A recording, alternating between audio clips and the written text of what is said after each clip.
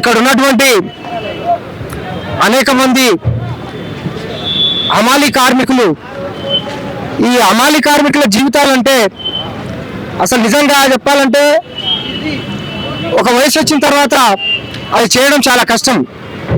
కానీ ఇప్పుడు చూస్తున్నారు కదా, ఇక్కడ ఇంత పెద్ద పెద్ద లారీలు ఉన్నాయి, ఇంత పెద్ద డీసీఎంలు ఉన్నాయి.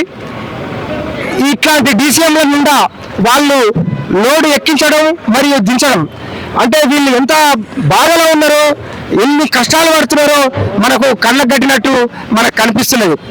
అయితే ఈ మహానగరంలో కనీసం ఈ హమాలీ కూలీలు కొన్ని వందల వేల మంది ఉన్నారు. ఈ వేల మందికి మరి ప్రభుత్వము వీళ్ళకి ఏమైనా ప్రత్యేకమైనటువంటి ఏమైనా గుర్తింపు ఇచ్చిర్రా, పోనీ వీళ్ళకి ఏమైనా లేబర్ కార్డులు ఇచ్చిర్రా అంటే అది కూడా లేదు.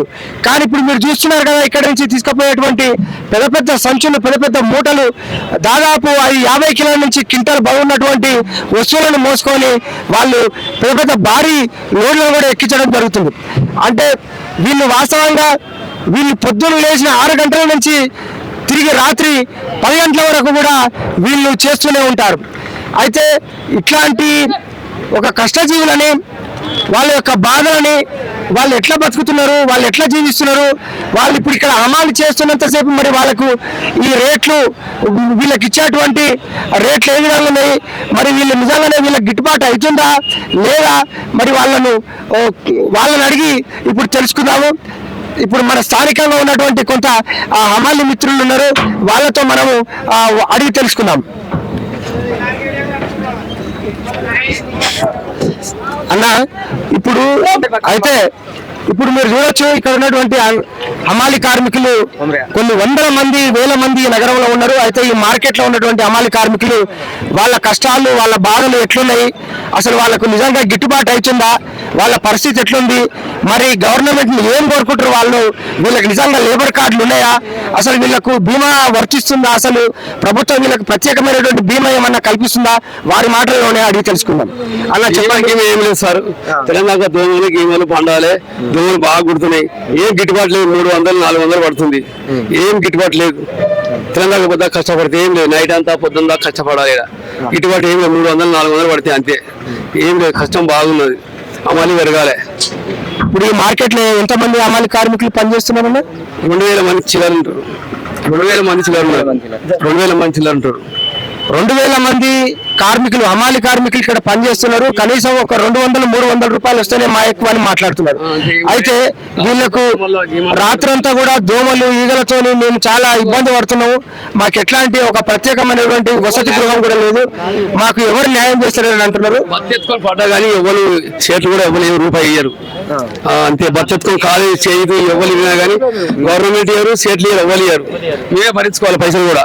మరి ఇప్పుడు మీరు ఏం కోరుకుంటున్నారు? ఇప్పుడు కొత్తగా ప్రభుత్వం ఏర్పడ్డది, ఏం చేస్తలేదు పని కూడా, మాకు పట్టించుకునే పని ఎవరు లేరు.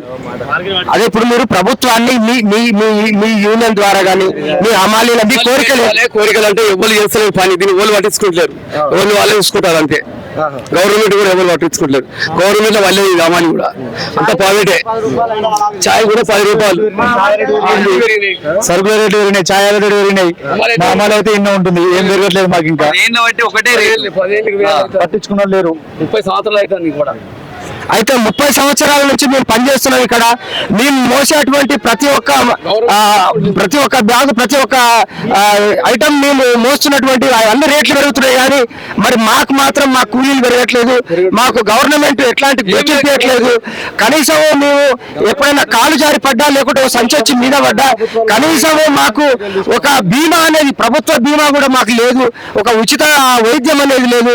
మాకు ఎలాంటి గవర్నమెంట్ మాకు ఎలాంటి సౌకర్యం కల్పించట్లేదు. మా హమాలీల పట్ల చాలా చిన్న చూపు చూస్తుంది అని చెప్పి అసలు మాకు ఏమి ఇబ్బంది, అసలు చాలా ఎన్ని కష్టాలంటే అన్ని కష్టాలు పడుతున్నామని వాళ్ళు చెప్పుకొని మనకు ఆవేదన చెప్తున్నటువంటి పరిస్థితి. అయితే ఇప్పుడు గత ప్రభుత్వం పోయింది, ఇప్పుడు కొత్త ప్రభుత్వం వచ్చింది. ప్రభుత్వం వచ్చిన తర్వాత కూడా ఇప్పుడు కూడా మీరు ఏం కోరుకుంటారు? అసలు మీరు గవర్నమెంట్ ఏం కోరుకుంటారు? గత 20 సంవత్సరాల నుంచి కూడా ఏ ప్రభుత్వం ఏం పట్టించుకోలే, ఏ గవర్నమెంట్ పట్టించుకోవట్లేదు. మాకు కావాల్సిన ఫెసిలిటీ చాలా ఉన్నాయి, చెప్పుకుంటే ఏవి తీరుతలేవు. చెప్పండి. దోమల ద్వారా చాలా ఉన్నాయి, విపరీతమైన దోమల జ్వరాలు ఉన్నాయి. నైట్ డ్యూటీ అనుకుంటే దోమలు రోగాలు వచ్చి జ్వరాలు వస్తున్నాయి. రైతుకు ఇక్కడ ఏమైనా అకస్మాత్తు ఏమైనా జరిగితే కూడా దానికి ఒక బీమా అనేది లేదు. గవర్నమెంట్ లేదు, మాకు ఇక్కడ ఒక హాస్పిటల్ లేదు, ఏం లేదు. అమ్మాయి వాళ్ళకి ఏం లేదు. ఖాళీ చేయి పడ్డా చేయగినా ఖాళీ ఏం లేదు. ఎవ్వరు గవర్నమెంట్ ఏమి ఇస్తలేదు. గవర్నమెంట్ కూడా ఏం లేదు. మస్తు మంది దెబ్బలు తాకినాయి, కాళ్ళు ఇరిగినాయి కూడా. బండ్ల మధ్య ఇరిగిపోయిన కాళ్ళు కూడా ఇరిగినాయి కూడా. ఏం చచ్చిపోయి ఎవరు ఉన్నారు, ఎవ్వరికి ఏం లేదు. గవర్నమెంట్ ఏమి ఇవ్వలేదు. అమల గురించి ఎవ్వరు పట్టించుకోలేదు. అయితే ప్రభుత్వం అసలు ఈ హమాలీలను ఏమాత్రం పట్టించుకోవట్లేదు. మేము చాలా సార్లు ప్రమాదాలు జరిగినాయి. నిన్న మొన్న ఒక సంఘటన జరిగింది. ఒక హమాలీ కార్మికుడు కూడా ఆ బండ్ల మధ్యన ఇరికి చనిపోయినటువంటి పరిస్థితి ఉన్నదని చెప్పి కూడా అక్కడ కార్మికులు ఎంతో ఆవేదనతో చెప్తున్నటువంటి పరిస్థితి. అయితే వాళ్ళు కోరుకుంటున్నది ఏంటంటే మాకు ప్రత్యేకమైనటువంటి ఈ హమాలీలకు ఒక సంక్షేమ బోర్డు ఏర్పాటు చేసి మాకు ఒక గుర్తింపు కార్డుని ఇచ్చి దాని ద్వారా మాకు ఆర్థిక సహాయాన్ని, అదేవిధంగా హాస్పిటల్ సౌకర్యాన్ని, అదేవిధంగా ఉచిత బీమాను కూడా మాకు ఇవ్వాలని ఇక్కడ ఉన్నటువంటి ఒక న్యాయమైనటువంటి కోరికను కోరుకుంటున్నారు ఈ హమాలీలంతా. మరి ప్రభుత్వం ఏ విధంగా స్పందిస్తుందో, మరి ఇంకేమైనా కోరికలు మీరు ఏమన్నా అనుకుంటే అన్న మీరు చెప్పండి. ఇంకేమన్నా చెప్తారా మీరు? ఆల్మోస్ట్ అన్ని చెప్పేస్తాం సార్. కావాల్సిన బీమాలు ఆల్రెడీ పోరాడుతున్నాం, కానీ ఇంకేది ఏ గవర్నమెంట్ పట్టించుకుంటలేదు, ఏది అయితే లేదు. అన్నిటి గురించి పోరాటం చేస్తున్నాం. ఈ అమలు పెరగడానికి కూడా స్ట్రైక్ చేయకుండా కానీ ఇంకా ఏది పెరగలేదు. ఏది చేస్తారు పత్ర ఏం సరిపోతుంది సార్? 10 రూపాయలు ఇస్తే ఏం సరిపోతుంది? ఛాయ్ వస్తారు, 10 రూపాయలకి ఇస్తే దాని తెలంగాణ మొత్తం నైట్ అంతా ఉండాలి, పొద్దున్న నాకు అన్ని పెరిగినాయి. అమలు అయితే ఏం లేదు, కష్టం ఉన్నది, మారుతలేదు, చాలా కష్టం ఉన్నది.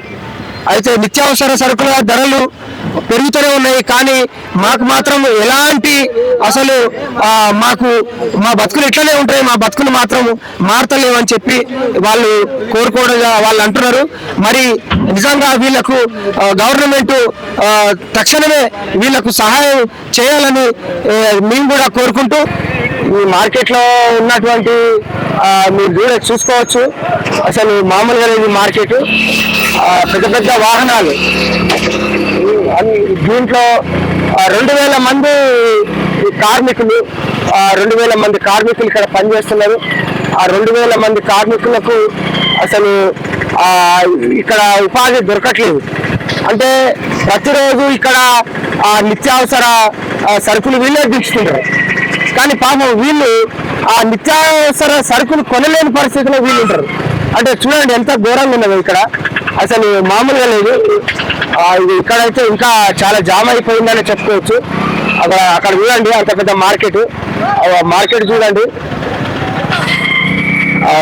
ఎంత మార్కెట్ ఎంత పెద్దగా ఉన్నది చూడండి. అది ఇదంతా లారీలతో నిండిపోయింది.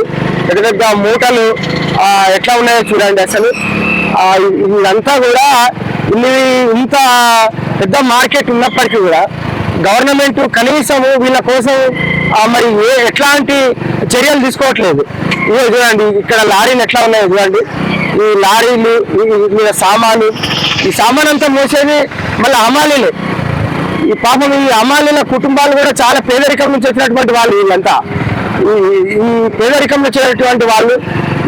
ఇక్కడ చూడండి ఎట్లా ఉందో వీళ్ళ పరిస్థితి చూడండి ఒకసారి. వీళ్ళ పరిస్థితి చూడండి ఎట్లా ఉందో. అంటే వీళ్ళు ప్రతిరోజు ఇక్కడ మార్కెట్కి వచ్చి పనిచేస్తే తప్ప వీళ్ళకు జీవనం గడవదు. అట్లాంటి పరిస్థితులలో వీళ్ళు బతుకుతున్నారు. అంటే ప్రభుత్వం మరి ఎందుకు వీళ్ళకు కళ్ళ కనబడతలేదు చూడండి. ఇవన్నీ లారీలే, ఇవన్నీ 7 లారీలు కొన్ని ఉన్నాయి. ఇవన్నీ వీళ్ళు దించడము, ఎగుమతి చేయడము, అంటే ఈ ప్యాకింగ్ చేయడము, ఇదంతా వీళ్ళ పరిస్థితి అంతా ఇదే. ఇక్కడ చూడండి మళ్ళా ఇక్కడ ఇదంతా ఈ మూటలు చూడండి పెద్ద పెద్ద ఇవన్నీ కూడా వీళ్ళు ప్రతిరోజు ఇట్లా ఈ రకంగా అసలు మొత్తం చెప్పుకోవాలంటే అసలు వీళ్ళ జీవితాలు చాలా బాధాకరంగా ఉన్నాయన్న. మేము ఇట్లా ఇంత పెద్ద లారీల మీద మేము పని చేస్తుంటాము. ఒక్కోసారి ప్రమాదాలు కూడా జరుగుతుంటాయి, కానీ మమ్మల్ని ఎవరు పట్టించుకునే నాదుడే లేడు. అసలు ఈ ప్రమాదాలు జరిగినా కానీ కూడా అసలు మమ్మల్ని పట్టించుకునే నాదుడే లేడు. అసలు నా చాలా ఘోరమైనటువంటి జీవితం అని వీళ్ళు చెప్పుకుంటున్నారు. ఇలా చూడండి ఎక్కడ చూసినా అసలు హమాలీ లేకుండా అసలు పని జరగదు. ఈ హమాలీలు మరి అసలు ఎందుకు ప్రభుత్వానికి గుర్తొస్తలేరో అసలు అర్థమవుతలేదు. చిన్న చిన్న వ్యాపారులు,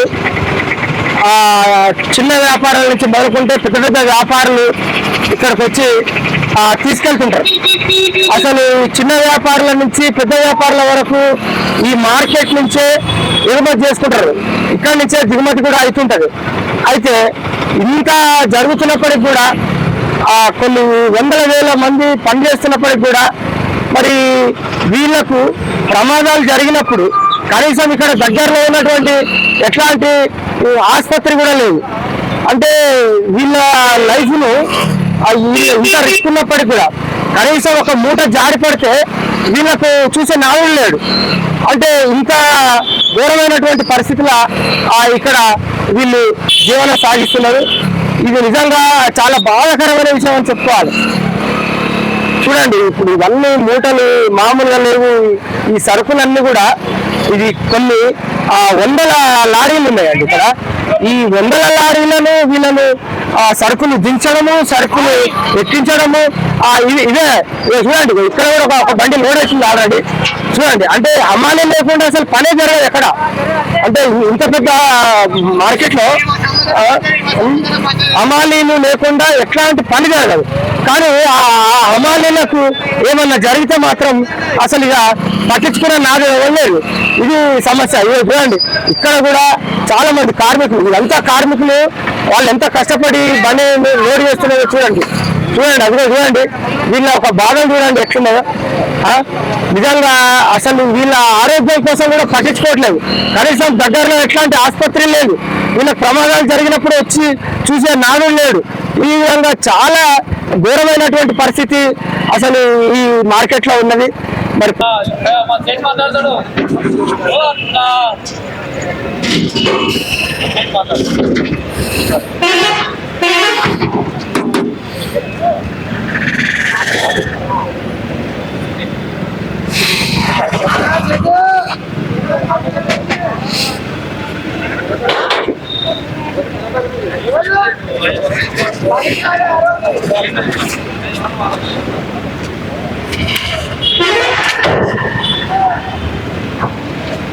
మరి నిజంగా వీళ్లకు గవర్నమెంట్ తక్షణమే వీళ్లకు సహాయం చేయాలని మేము కూడా కోరుకుంటూ కెమెరామెన్ రమేష్ చిన్నాతో శ్రీనివాస్ గుండమల్ల ఉషోదయం టీవీ.